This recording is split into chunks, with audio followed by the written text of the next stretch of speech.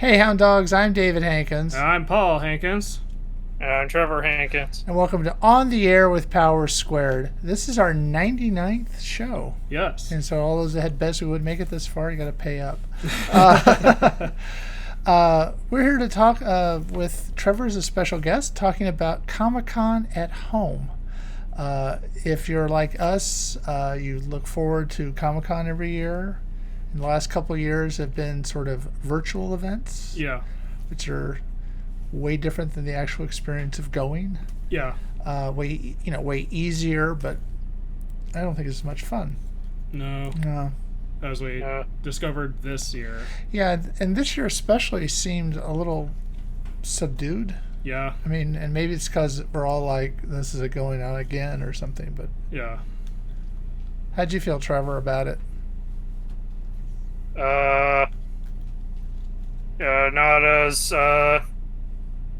Not as much going on as last year. Yeah. It was only... I don't know how much of it was the Olympics. Well, it was also only 3 days. Yeah. And I mean, there was a panel on Wednesday and maybe a panel or two on Thursday. Yeah, Thursday the panels were geared more towards comics and education.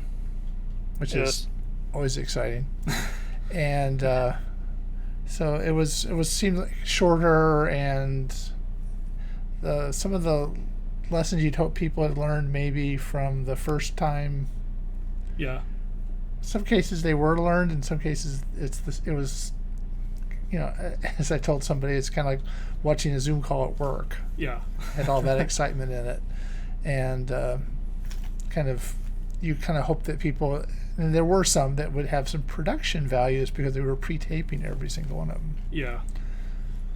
To clarify what I meant was I don't know how much the Olympics affected our enjoyment of Comic-Con.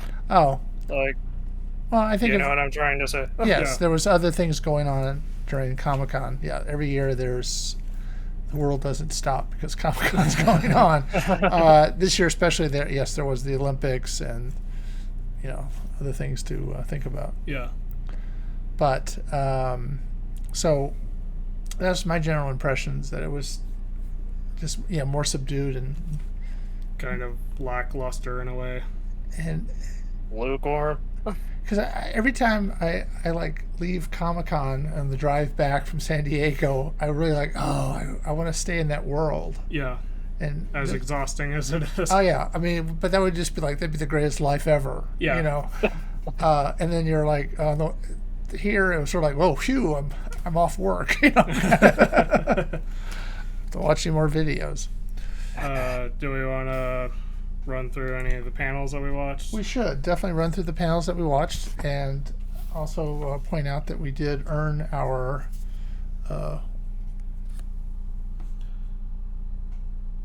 attended a con from your couch merit badge. Yes, thanks to Con Rangers, which they sent us in exchange for money. Yes. But we did earn this, so I want to point that out. Okay, so on Wednesday, the only panel at all and of interest was Unmasking Snake Eyes, G.I. Joe Origins. Now, of course, they were hyping They were hyping the Snake Eyes movie and advertising the pre-release screenings at specific cities. Yeah, which were going on that night. The movie actually came out that week. Yeah. Yeah. So that made sense. So it was taking advantage of the situation. Yes. To hype it, and they were having preview screens the night of Wednesday. Yeah. Which I always think is like, I should be going. But I liked that they actually put in the production values. Yes. To promote the movie, and it was actually interesting learning what went into making the movie. Even we haven't seen it. No. But it was interesting. They talked about how actually filming in Japan added another layer to what they were doing, because Japan is very central to the story. It sounded like they had a really good time, filming it. Yeah. And they also went out of their way to make sure that the martial arts were accurate, and everyone actually trained in the fighting styles. so that they would make it look convincing, and so that they would like, I don't know, survive, I guess. Yeah. I was struck, and I guess it really occurred to me now that how the G.I. Joe mythology that they're selling is not the G.I. Joe mythology that I grew up with, Yeah. where G.I. Joe was government-issued Joe who fought World War II and fought the Japanese and Yeah. the Germans. But here it's geared towards Japan. I mean, martial arts and Yeah, at Snake least Eyes and- at least the Snake Eyes part of Yeah. the story. which they seem to be really pushing this time. Yeah. So it was just sort of like, well, it has nothing to do with what I grew up with, was G.I. Joe. Yeah. I will say, the movie's not the first time that a G.I. Joe related media tried to give an origin to Snake Eyes. Based on what I know, this is a different take on it. Yeah. Okay. And it sounded like they even got the writer of the original comic book writer to work on the story. Yeah, so it just seems like it's a franchise that sort of has really morphed over the years. Yeah. That's all I was trying to point out. Nothing against where it's going. Yeah. But it seems like, I mean, we saw the first two G.I. Joe films that Yeah. this is part of the trilogy of, or quadrilogy, or whatever they're going to make out of it. Wait, I think this is a new timeline. Oh, I'm really? gonna say I'm not sure. Well, I wouldn't be surprised if they decided to reboot it, considering the lukewarm reception that the other two got. Yeah, which is then you kind of Retaliation actually wasn't that bad though. No, No. that actually felt more like a G.I. Joe movie. yeah, but they were still making it more of a worldwide. Yeah. Yeah. They really already in the movies made it a much more diverse organization than basically what was supposed to be the U.S. Army. Yeah. So, But anyway, I thought the panel was interesting. and I thought again, Yeah. production values. That was kind of nice. Yeah. So then we didn't see anything from Thursday. So Friday we saw a bunch. The first one was Dragon Ball Special Panel. Again, production value. Yes. Yes. I liked that they I really liked the production values. They got It was a very Japanese presentation. yeah, Yes. I actually especially liked that it was unapologetically Japanese.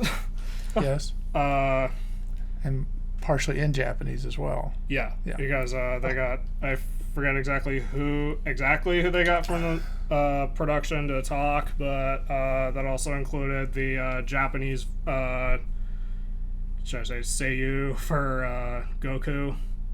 Yes. And they also got the original singer of Chala to sing it for the panel. Yes. So that was actually fun. That seemed a little Vegas-y, you know. You kind of knew when he was standing there. I didn't know who he was. I knew he was going to sing. Yeah. But the fact that it was the original singer kind of made it kind of cool. Yeah. Yes. So as fans of Dragon Ball, I liked learning some actual details about the upcoming Dragon Ball Super movie, which they revealed the title was Dragon Ball Superhero. And they actually commented on how the word super is in the title twice. That's right, yeah. Further emphasizes the superhero aspect of it. Super. Yeah, it was. Yeah, right. Then we also got to see some production artwork, character designs, including an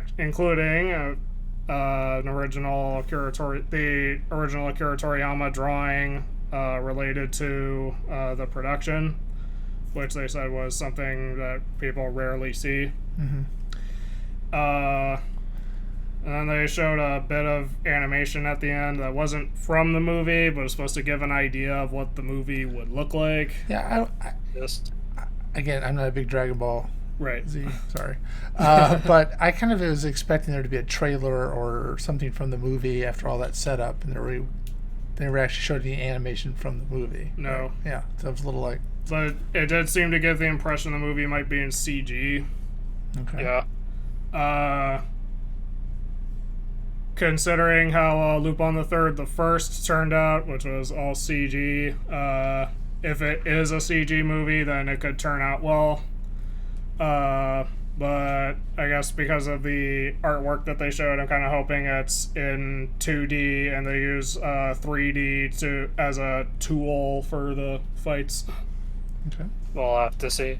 Yeah, it's honestly a bit too early to judge the quality of anything from the movie based entirely on a few seconds of Goku posing. So, but did it make you want to see the movie? Yes. Yes. Now, would you want to see the movie without the presentation? Probably, Okay. but it was still cool to get a more insight into what they were actually putting into the movie. All right. It was actually interesting learning that Akira Toriyama has been putting more and more has been getting more and more involved into each successive movie. Right.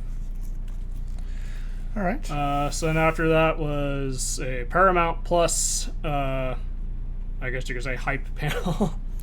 Yeah, a lot of with Comic-Con in general, the panels are either hyping a franchise or an author or somebody, Yeah. or they're trying to be kind of instructive. Yeah.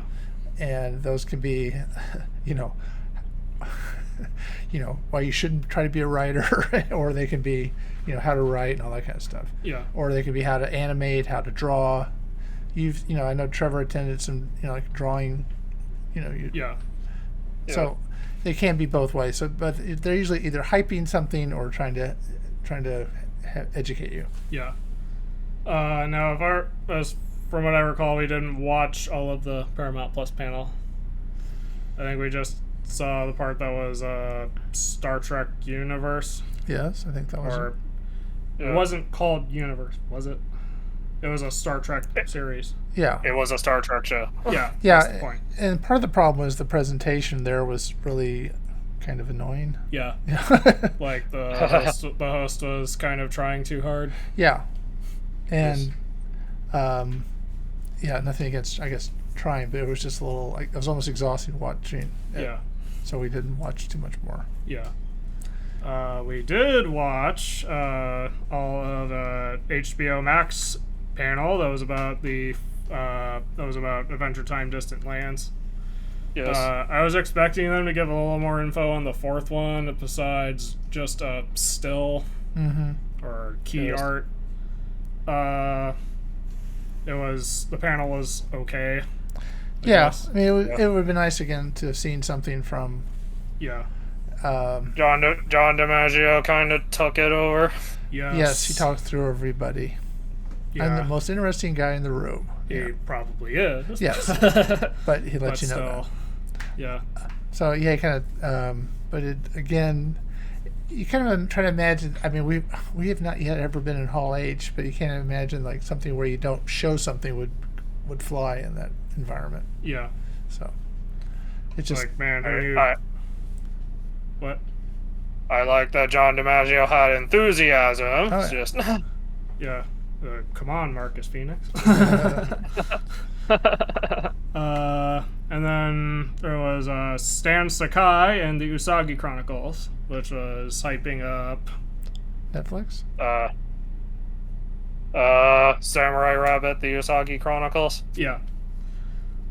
So we watched that because of Trevor. So this got me into Usagi Yojimba. So what did you think of the panel?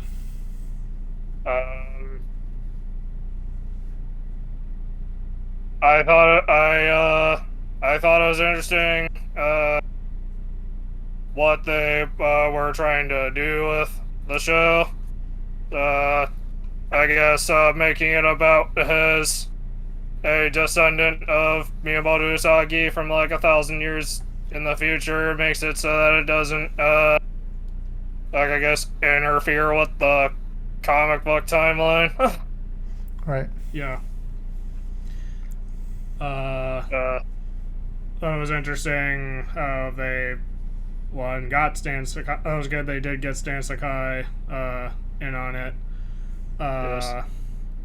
and I guess it makes sense that pretty much everything about it had to be approved by him. Right. He had a lot of this. Yeah. Yeah, because that's, as he described, as he explained, Usagi Yojimbo is basically going to be his legacy. Right. Yes. Like, he's fully aware of it, so he wants to make sure that it's in good hands. They mostly showed like concept art, but I thought they were taking things in an interesting direction. The one thing that kind of was, I can't say bothered me or whatever, but Right. the fact that these characters would be just like the character from 1,000 Years Before, Yeah.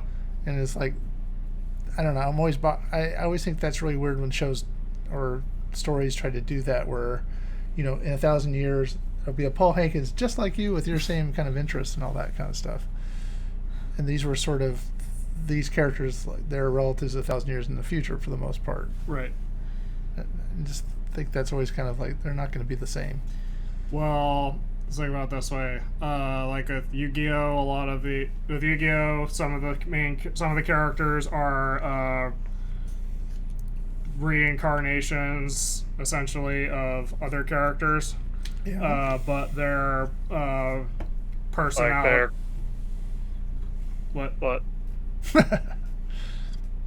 like they're similar to a character from the original series, Well, or I they mean, play a similar. in the original Yu-Gi-Oh, Yes. like, Yugi is sort of a reincarnation of the Pharaoh.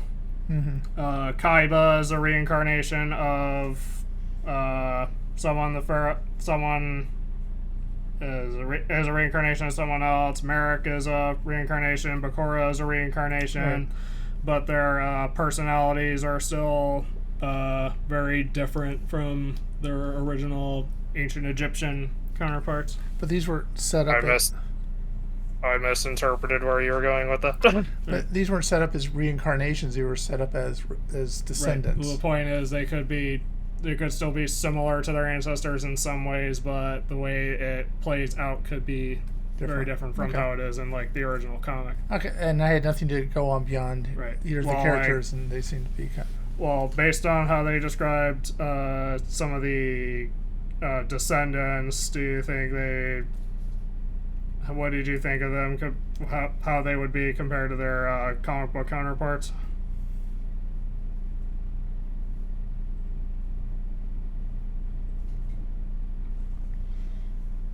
They didn't. I don't remember how much detail they went into on that.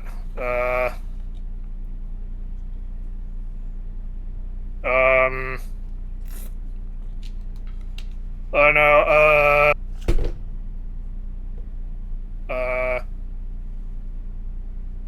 In the comic, there are some stories that show a younger Usagi going through his training. Yeah. So it seems like with Usagi Chronicles, sorry, I forgot the main character's name. Right. So it seems like they're it's sort of more like that. All right. of. Okay. I'm just giving you my impression. All right. I could be totally wrong, but it's just how it seemed to me. Well, even if the characters do end up being similar to their ancestors, that would still be a way of sort of introducing the characters to a different audience. Could be. I think the idea is to make it more Kid friendly. I guess I was gonna say beginner friendly. Accessible. Yeah. Okay. And then, of course, Miyamoto Usagi will be in the show somehow. Yes. Okay. Okay, then there was The Hero's Journey, Strong Storytelling in Video Games, which I didn't, I guess. Didn't see very much of. No, because I think a lot of it was stuff I already knew. So nothing against them. Okay. Yeah, we saw a Mega 64 panel for those experiencing intense side effects, which was mostly a copy paste from the last Mega 64 panel, but the sketches were still funny anyway. Yeah, it was kind of again, my exposure was last year. Saw them do that, and I was like, "Oh, this looks really familiar." Yeah. It'd been nice if they had been sort of more of a brand new show, but maybe they're just trying to be greatest hits Yeah. oriented. But it would be good if they swapped out more than 2 sketches. No. I imagine they've been shooting all this time, Yeah. doing something. Yeah. Yeah, so that would have been nice. Yeah. But again, it was still funny, and Mega 64 are always funny to watch. Yes. There was also, and the last Friday panel we watched was Rick and Morty, which was actually kind of a letdown. Yeah. They clearly didn't have enough content for 20 minutes. It was real short, wasn't it? Yeah. Yeah. It felt like they were mostly just patting themselves on the back. And The Rick and Morty panel pulled a similar trick that the Usagi panel did. It was like, oh, the person you're there for is they showed up late because the panel is over. But the way Rick and Morty did is like, even though Justin Roiland's bit with Rick and Morty was kind of funny, it didn't, I guess, because there wasn't as much substance as the Usagi panel, it didn't feel like earned. Yeah. yeah, which another thing which is when you go to see a panel at Comic-Con, you expect it to last 50 minutes. Yeah. And here now these Or it's like half an hour and 45 minutes in a Q&A or something. Yeah, but that's you're spending that much time in the room, I should say. Yeah. But these were like 20. Some of these were pretty short. Yeah. And it was sort of like you kind of expected. You've had a year to put this together. Do something more. Anyway, I asked for too much. I guess for my free. And I guess Rick and Morty, I was expecting. Did they even show anything from the season? I don't think so. No, they showed clips from like episodes that already aired. Yeah, I guess I was It's expecting.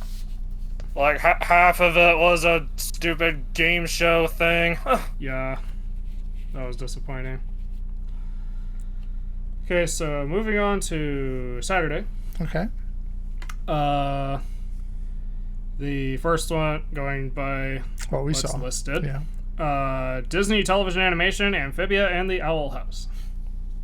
I liked that one. Yeah. Yeah.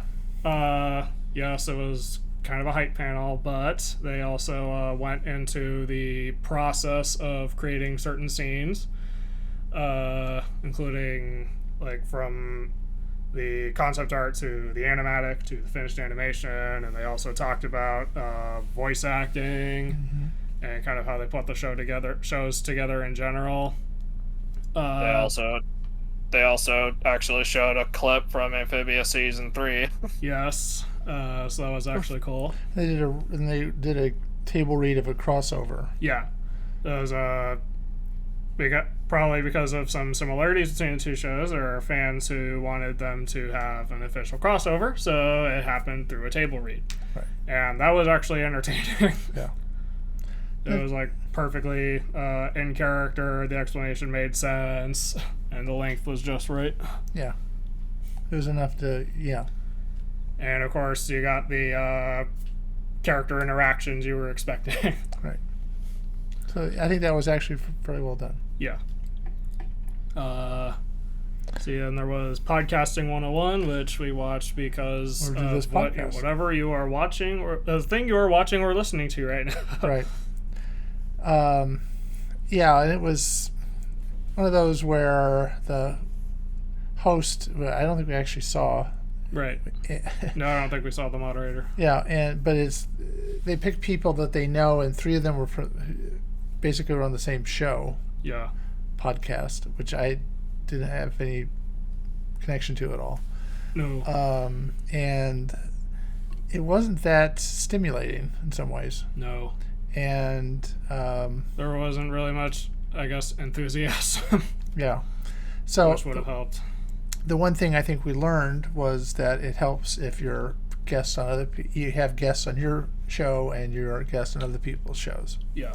So our one takeaway is we should try to get another podcast. Yes. So we're available in case you watching. Yes. Okay, then for indie comics creators, how to powerfully brand yourself. Yeah.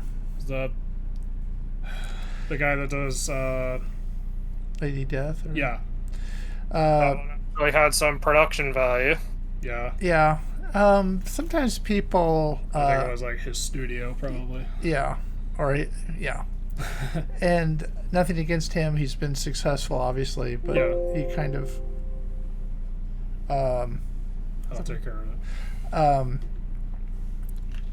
It just seemed like he wasn't really telling you anything that you already didn't know, or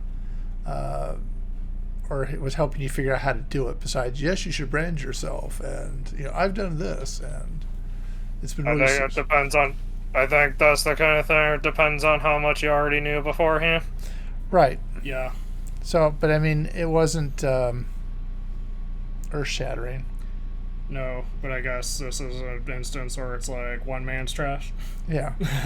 So, I mean, he's always been successful. I think I went to a panel of his about kickstarting several years ago, thinking that would be great. And basically, he's somebody who had been in the business. He's one of those people who have been in the business for 30 years, and I've been able to do this successful thing where everybody mostly is starting out and not been in the business for 30 years, and you have no reputation. How do you get to that point? And that's the secret sauce they never tell you, kind of deal. So he wasn't really that informative with the Kickstarter because he was relying on his experience, and people know who he was. It's easy to raise money, like Keanu Reeves, no problem raising money for a comic book. Yeah, because you know who he is. If you're into comic books, you would know who this guy was, so you would probably be more supportive of his stuff. It was the how do people that aren't already well established. Yeah. And, that was the part that they never really help you with. No. So, again, this is one of those one man's trash instances. Yeah. And then there was cartoon voices. Yes, which is something we tend to go to every year. Yes. And it's always interesting. It's always fun.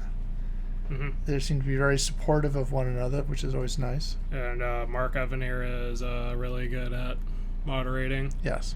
And even though they always end with a table read, or like the back half, and even though we've heard all three of the scripts by now, the voice actors managed to always make it entertaining. Right. Like this one had Grover in it. I thought it was Gonzo. That's what I meant to say. This one had Gonzo in it. Starts with the G. They look a lot alike. Like Wally Wingert had a Gonzo puppet, so he played Gonzo to fill the fifth role. Yeah, what they have them do is read a script. Usually it's Goldilocks or the Red Riding Hood or something. Rapunzel, something that's in the public domain. Actually, I think it works better. I mean, we've gone to the panel live, and there'd be like 5 or 6 people. Yeah. And I think there's like 3 or 4. There are 3 this time, right? There were 4 people. 4. But he used a 5-person script. Right. But I mean, I think the smaller the group, the more it seemed to work better to me. Yeah.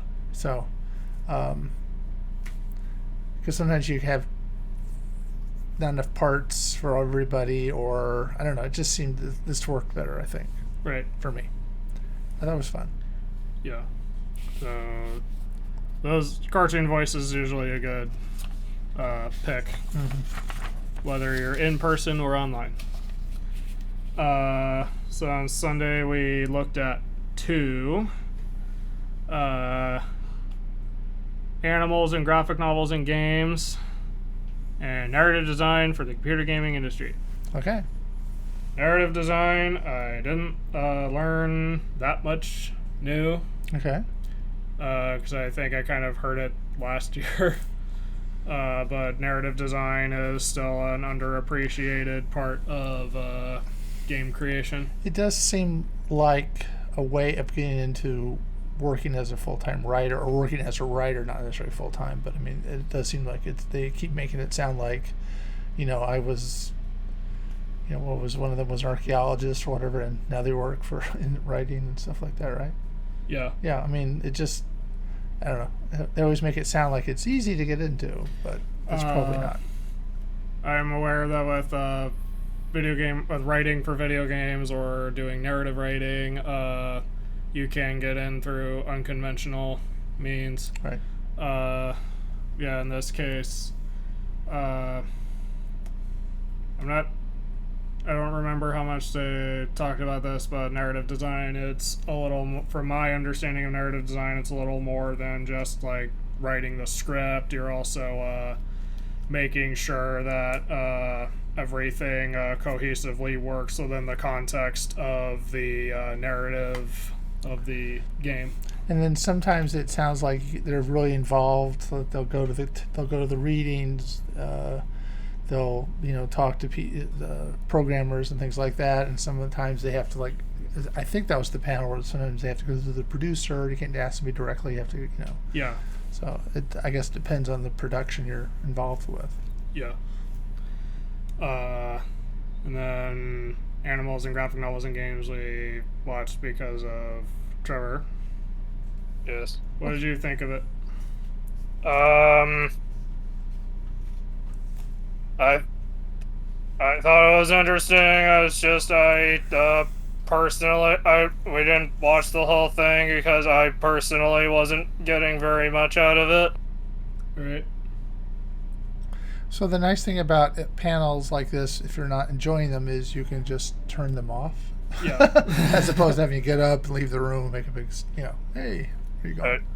It's not like the panel wasn't informative. It's just what I was hearing was mostly stuff that I kind of already knew or figured out. Right. Right. Okay. So, that covers the panels. Right. Now, with every Comic-Con, there are some exclusives. Yes.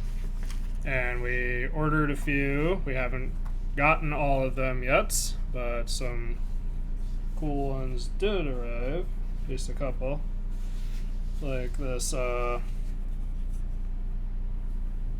Yu-Gi-Oh! Mat featuring Stardust Dragon. 5Ds. Yes. Now, interestingly, it doesn't have the Comic-Con badge on it like some of our other con mats do, but it does at least say limited edition in the corner. So that's something. I also ordered a dumpster fire vinyl figure that was crossover with the "This Is Fine" meme. With box art by K. Seegren. Yes. So that makes it more special. Also ordered some IDW covers. Yeah. None of which have arrived yet? No. No. So it's a little, again, part of the experience of going there is you get the exclusive. We used to have to fight for some of these exclusives. Yeah. Get there as early as we could and get in there and fight for them. But then you had them with you. Now you're sending away for them, and either you look at it as, hey, it's extending the experience when you get it, or oh yeah, I got over that. I will say the only reason this showed up before we started recording it was because Core TCG is in Pasadena. It helps. Yeah. So we're in Los Angeles. So it's not too terribly far away from us. Right. Then we also, like last year, went out of our way to recreate other parts of the Comic-Con experience, including food. Yeah. There are certain restaurants we like to hit. Yeah, and mostly because, one of them is the Old Spaghetti Factory. Yes. Because there is no Old Spaghetti Factory in L.A. anymore. No. And it's also in the Gaslight District. Gaslamp. I'm trying to gaslight you. No, the Gaslamp District, and it's near the convention center, so it's, we've been going there every year, at least once. And then there's a California burrito from Lucha Libre. Yeah. Yeah. And then there's the chimichanga from El Indio. yeah, and then we also discovered a pizza place down there, Yeah. which we went to once. It may not be there anymore. None of these may be there. I have no idea. And then there was we on Sundays before we leave, we're now going to Bub's Yeah. near the ballpark, and so we try to recreate those meals here. I think we use Beeps for the California burrito, Yeah. which is a local 50s diner. Yeah. And then we got enchiladas, I think, instead. I And then we think- had tortas.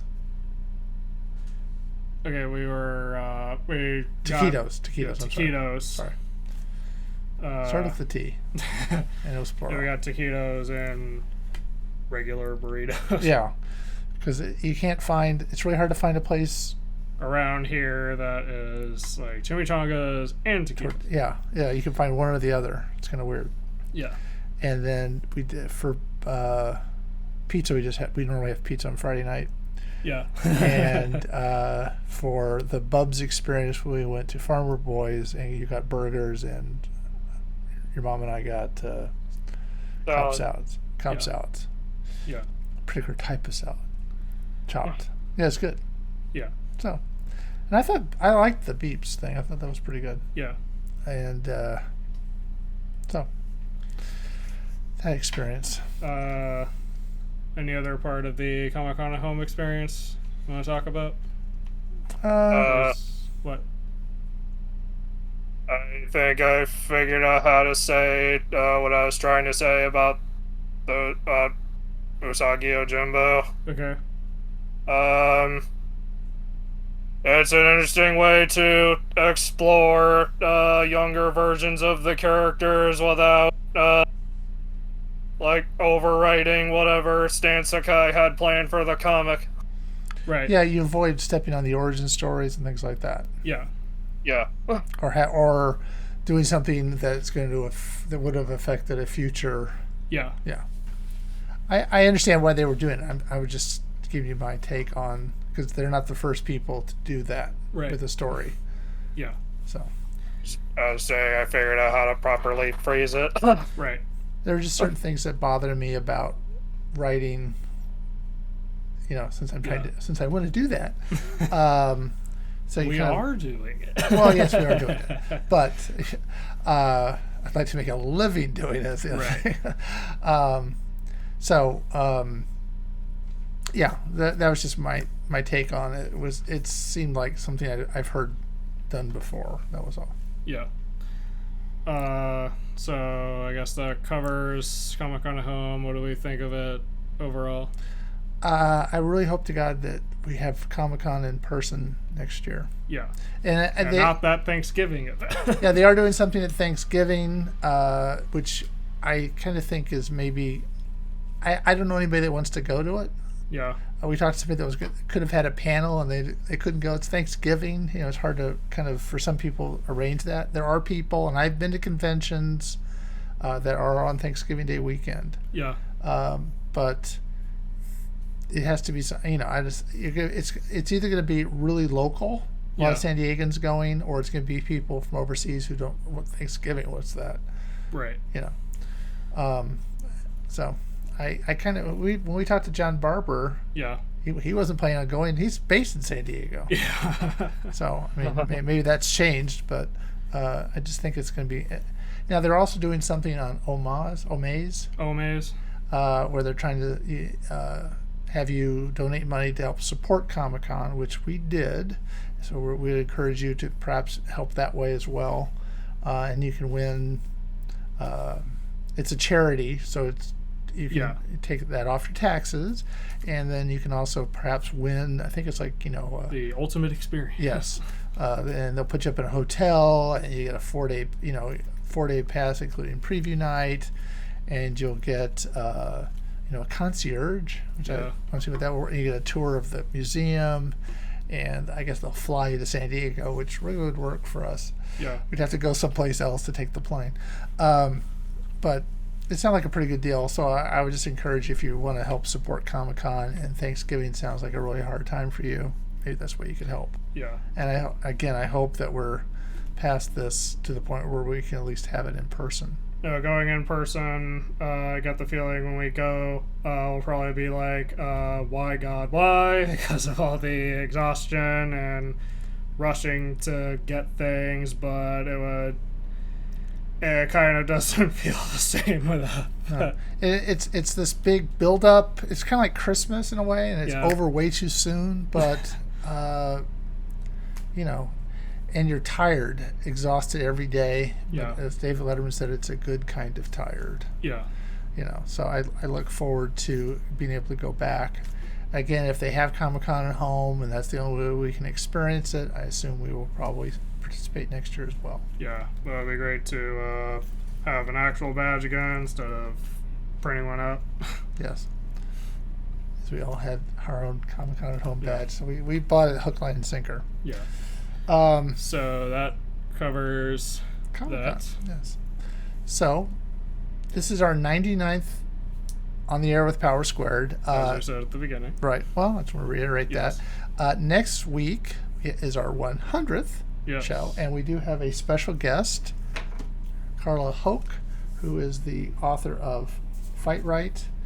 She will be our guest next week at this time, and we encourage you, of course, to watch. Yes. It's a fun interview. I think you'll enjoy it Yeah. because we've already pre-taped it. So anyway, you want to talk about YouTube? Right. If you watched this on YouTube and you liked this conversation, leave a like, consider subscribing and ringing that notification bell to see exactly when these podcasts and more videos, hopefully, go up. Yes. So until next week, I'm David Hankins, I'm Paul Hankins. I'm Trevor Hankins. and you've been on the air with Power Squared.